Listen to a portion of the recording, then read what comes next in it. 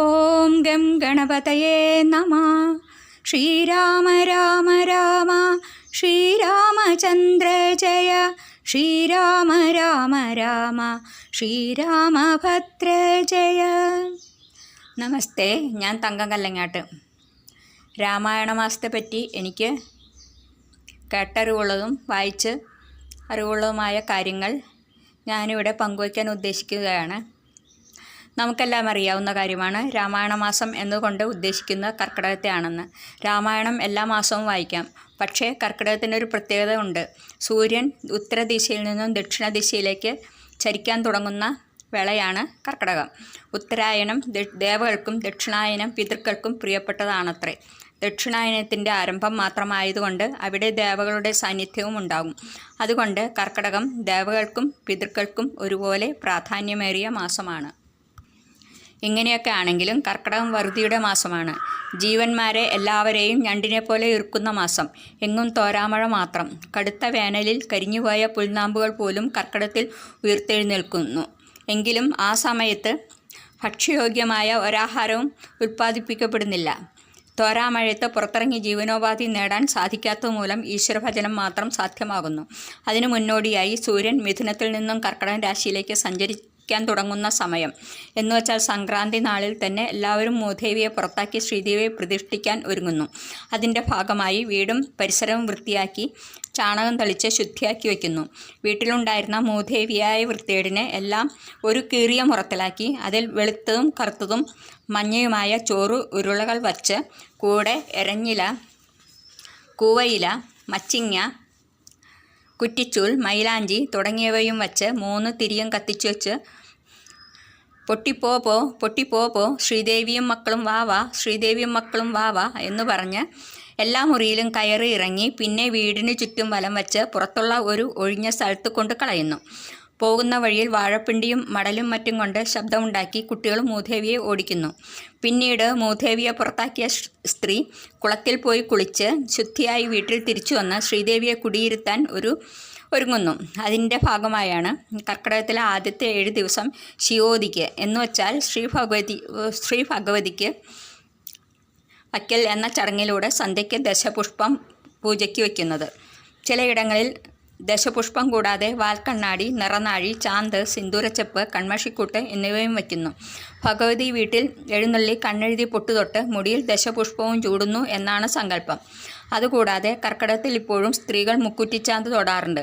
മുക്കുറ്റിച്ചാന്തിൻ്റെ പ്രത്യേകത എന്തെന്ന് വച്ചാൽ അത് വിഷനാശിനിയാണത്രേ.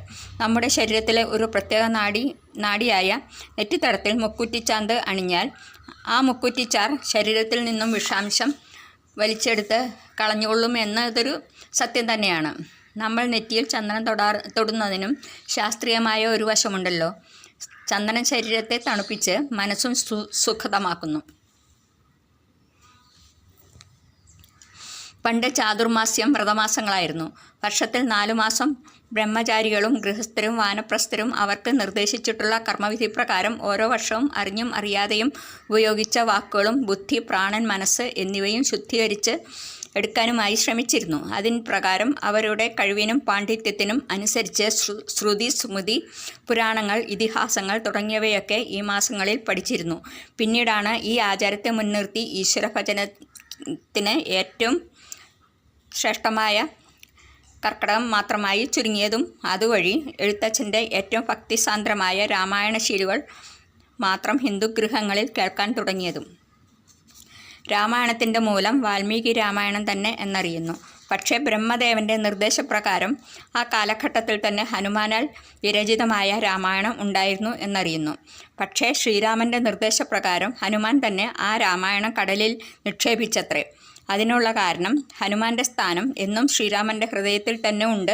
വാൽമീകിയോടും ഉള്ള പ്രീതി കൊണ്ടാണത്രേ മൂലരാമായണം വാൽമീകിയുടേതായി അംഗീകരിച്ച് ശ്രീരാമൻ ഹനുമാനെ കൊണ്ട് അങ്ങനെ ചെയ്യിച്ചത് അത്രേ. പിന്നീട് വിക്രമാദിത്യൻ്റെ കാലത്ത് കടലിൽ നിന്നും ഹനുമത് രാമായണത്തിൻ്റെ ഒരു ഭാഗം കണ്ടെടുത്തെന്നും മഹാകവി കാളിദാസനാണ് ഹനുമത് രാമായണം തന്നെയാണെന്ന് അത് സ്ഥിരീകരിച്ചതെന്നുമാണ് ഭാഷ്യം. വാൽമീകി രാമായണം മൂലമായെടുത്തെങ്കിലും എഴുത്തച്ഛൻ്റെ രാമായണം അതിൻ്റെ ഒരു സ്വതന്ത്രാവിഷ്കാരമായി കരുതുന്നു. തുളസീദാസ രാമായണവും എഴുത്തച്ഛൻ്റെ രാമായണത്തേക്കാൾ ഭക്തിസാന്ദ്രം ആണെന്നറിയുന്നു. സരയൂ നദിക്കരയിലെ കോസല രാജ്യത്തിൻ്റെ തലസ്ഥാനമായ അയോധ്യയിലാണ് രാമൻ്റെ ജനനം എങ്കിലും രാമൻ്റെ അയനത്തെപ്പറ്റിയുള്ള രചനകൾ വളരെയേറെ രാജ്യങ്ങളിൽ നിന്നും ലഭ്യമാണ്. എന്നുമാത്രമല്ല, ഒരു പുരാണ ഇതിഹാസമായി അത്യന്തം ശ്രേഷ്ഠമായ ഒരു രചനയായി രാമായണം നിലകൊള്ളുന്നു. രാമായണ മാസമായ കർക്കിടകത്തിലെ ഏറ്റവും പുണ്യമായ ഒരു കർമ്മമാണ് വാവുബലി. ജീവിച്ചിരുന്നപ്പോൾ നമ്മുടെ പിതൃക്കൾ നമുക്ക് വേണ്ടി എന്തെല്ലാം ത്യാഗം സഹിച്ചിരുന്നു എന്നതോർക്കുമ്പോൾ അവരെ സ്മരിച്ച് വർഷത്തിൽ ഒരിക്കലോ അതിൽ കൂടുതലോ എന്തെങ്കിലും കർമ്മം ചെയ്യുന്നത് എങ്ങനെ അധികമാകും? ജീവിച്ചിരുന്നപ്പോൾ അവർ നമ്മളിൽ പ്രതീക്ഷ അർപ്പിച്ചിരുന്നതുപോലെ മരിച്ച ശേഷവും അവർ നമ്മിൽ നിന്നും സ്നേഹം പ്രതീക്ഷിക്കുന്നു എന്ന് വേണം കരുതാൻ. കാരണം അവരുടെ പ്രേതാവസ്ഥയിൽ നിന്നും പിതൃ എന്ന പവിത്രതയിലേക്ക് ഉയർത്താൻ പും എന്ന നരകത്തിൽ നിന്നും പും എന്ന നരകത്തിൽ നിന്നും ത്രാണനം ചെയ്യാൻ സഹായിക്കുന്ന പുത്രൻ തന്നെ വേണം എന്ന് പറയുന്നു. ഇവ കൂടാതെ രാമായണ മാസം എന്നറിയപ്പെടുന്ന കർക്കിടകത്തിൽ ഏവരും ഒരാചാരം പോലെ കാണുന്ന ഒന്നാണ് നാലമ്പല ദർശനം. 1000 സഹസ്രനാമങ്ങൾക്ക് തുല്യമാണ് ഒരു നാമജപം എന്ന് ഈശ്വരൻ അരുളിയതായി അറിയുന്നു.